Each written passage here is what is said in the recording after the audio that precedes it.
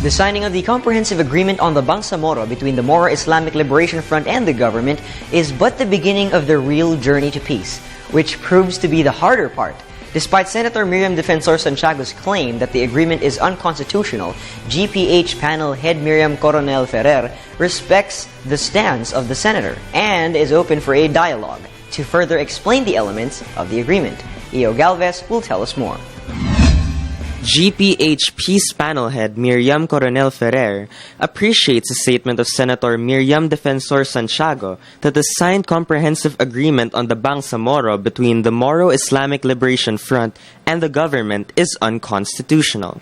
The GPH panel head said that they will seek a meeting with Senator Santiago and other legislators to mellow their concerns on the said agreement. Kailangan mag-usap-usap din ng maayos kasi para magkapaliwanagan tayo. Yun naman nabanggit ni Senator Santiago, yan yung kanyang parang initial feedback.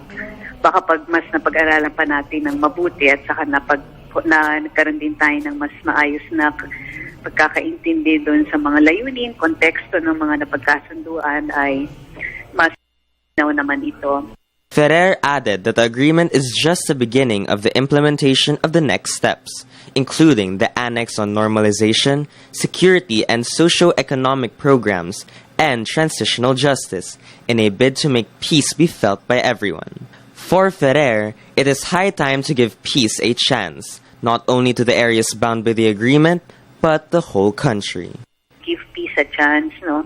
Minsan napapako tayo sa mga debate sa ilang mga issue, pero nakakalimutan natin kung para kanino ba ito.